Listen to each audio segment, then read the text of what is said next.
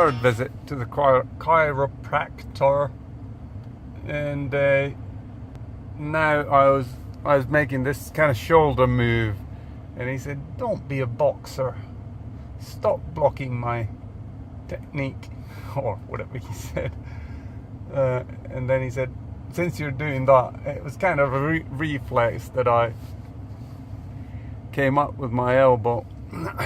He then proceeded to put me on a bench, lying down on my back, and then he grabbed my head and crunched it. So I think that now he's repeating all the motions until there happens some kind of a sound, or it clearly has an effect. And now my next appointment is on Friday. After that, then he said that we'll maybe call it a day, or then we'll continue monitoring it. And then I said, what about this, that I still don't have my balance, that I'm still working or walking like I'm slightly drunk? And he said that, yeah, maybe this will stay a symptom that we can't do anything about that, which is not a good prognosis. See, it's 5:15 and the sun is that high. It encourages one to go and exercise. I've now started creating, because YouTube, normally it gives you 3 options of thumbnails you can select when you upload a video. It just automatically gives you 3. There are random images picked out of your video, and those are then the thumbnails. But I thought that my face it gets old if I use those as thumbnails. So now I do a topical search on what I'm talking about on the video, and then I try and find some kind of an image in that vein, and then I'll put that on the video. And then I had a comment during the Easter weekend about my thesis or a theory, or there is a direct correlation between red tape and one's incompetence. They both increase hand in hand. And then there's, I can't remember, I found a theory also that says that a competent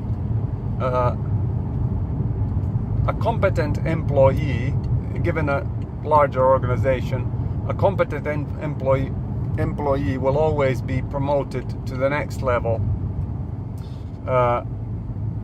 until there are only, they're promoted to the next level until they're incompetent in that position, and then they're no longer promoted.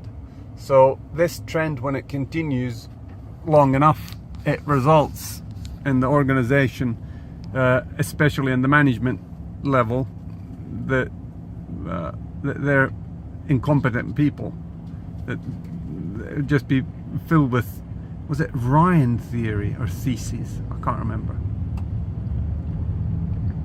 But it's a fairly interesting idea. And I stumbled across it when I was tweeting this thought that I had, that, or my experience was that the more a manager gives you red tape, or tasks to do, because our bureaucracy says that this is something to do, then that is generally a strong indication that they're actually incompetent, and the only backbone that they have in their profession is the bureaucracy, and they actually know little or next to nothing about the subject that they're actually managing. Unfortunately, that has been my experience. But anyway, chiropractor visit number 3 done and dusted. I think he's a all right guy. We have interesting discussions about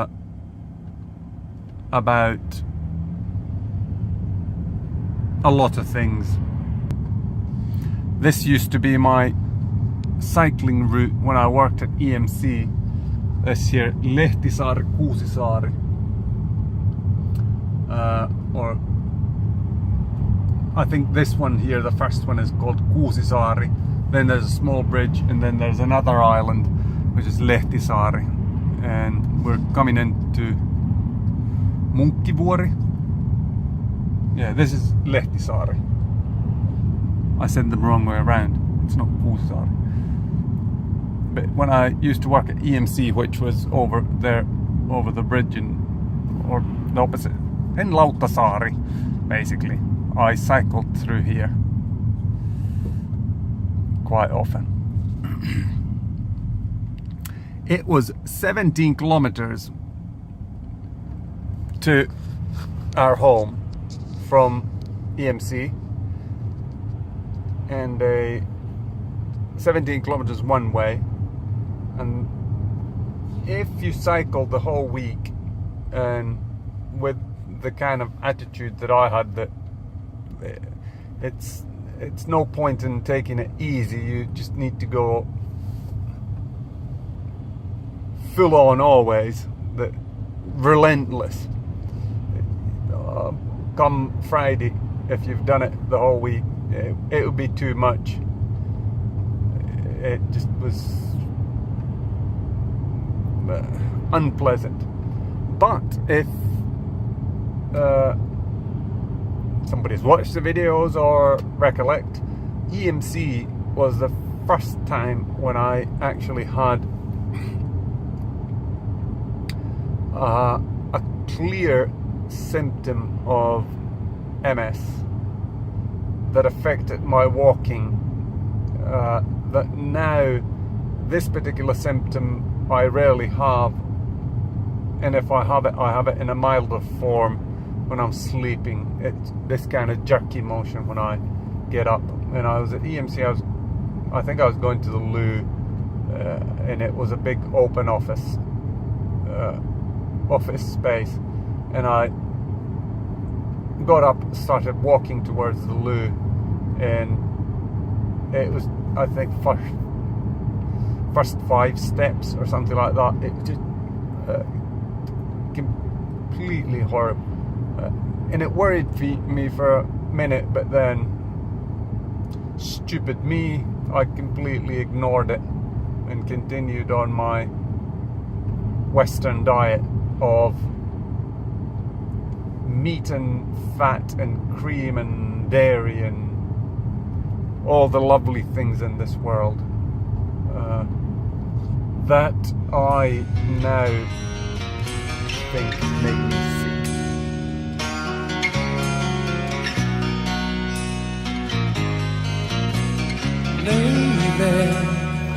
So, I've never been this close to a couple of swans. Look at them.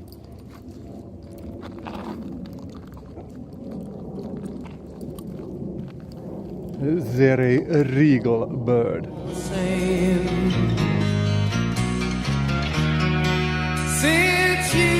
So, that was another chiropractor's visit done. He did the usual balance and strength tests, and I have gained strength in my left hand. That's a change that has remained, and even this squeezing my fingers together thing, I think it's gotten slightly better. But apparently my balance, or this is what he said, that my balance can't be amended with these standard manipulations. And when he tests my balance, apparently I always fall backwards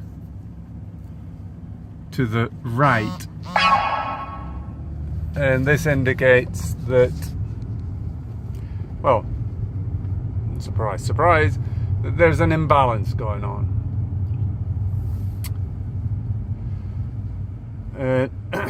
And this imbalance, it will be fixed, or attempted to be fixed, with putting warm water or hot water into my right ear.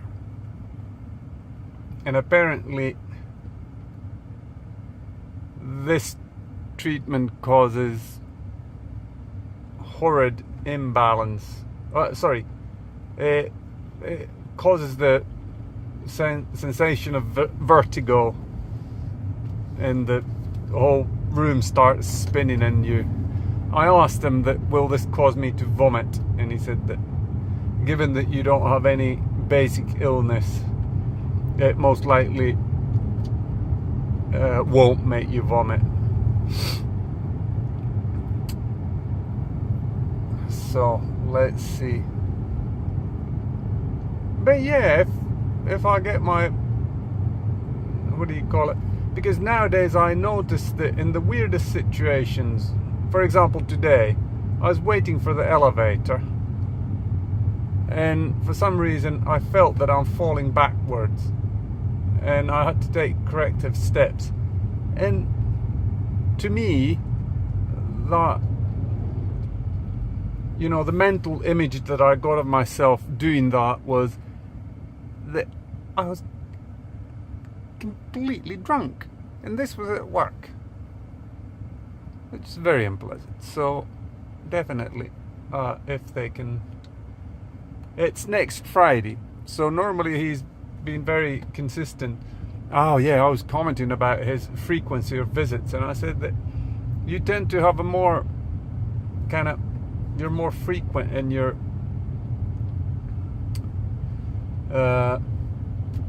visits than other medical profession. And he said, oh no,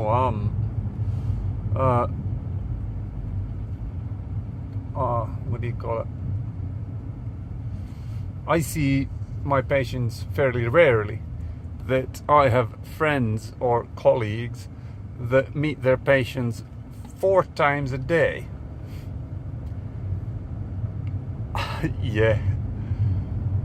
And he commented that, yeah, if you have something permanently broken, the only way to fix it is to kind of repeatedly adjust it. And if you don't, that's the only way of actually getting proper results. Fair enough. I'm all alone. The only voice is my own. So, Poppamies has a stand at our workplace, but one of the things that I bought from there is Napalm, and what this means in English is napalm bear, or teddy bear, napalm teddy bear. And now let's see what Elisa thinks of these. I'm gonna give her a taste. Daddy bought you some sweeties. No, you bought me gummy bears. Gummy bears. They're called napalm bears. Napalm bears, okay. Where are they? Well, give them a taste.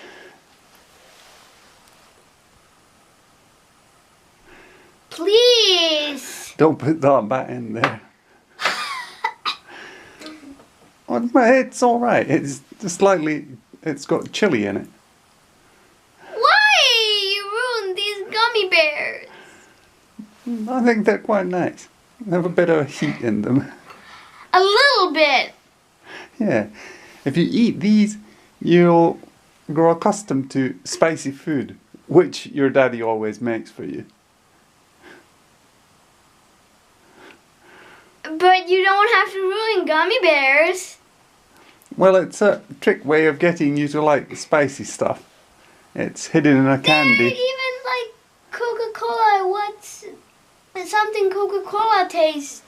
Gummy bear. They're the best. You think these taste like Coca-Cola? Yeah. But now they taste like chili. Yeah, I know. It's well, I'm gonna eat them. no. You have one or two. Leave some for Sophia. Yeah, some. Some. Some. Yeah. She's not gonna eat them. Well, we'll see. Did you love me? Did you need me? Or were you just a dream I had? The Napalm Bear saga continued yesterday. I had left them out on the dinner table, and we had raw, or not raw, but tuna steaks, rice, and some remoulade with crab tails in it, which was a very nice meal, given that I don't eat steak anymore. And I had just left them there. I didn't say anything about them. And then Sophia came in late to have her dinner, and she hadn't even finished her plate when she chucked one of these napalm bears into her mouth because, well, she got caught cheating. And obviously, when Elisa, when she put it in, she was kind of cautious about it. She knew something fishy was going on. But Sophia thought that, ooh, I'm going to get a sweetie. And she just munched at it. And she was running around the, what do you call it, apartment for a good 10 minutes trying to alleviate the... But the good thing is, that's why I tested them myself, they weren't too hot, was that, what do you call it, they both ate seconds, so it wasn't that painful, but it was just a hot sweetie. And I think now the girls are going to prank all their friends to eating them. So it was a well spent €4. God gave us sense of humor, and Jesus Christ is good. Amen.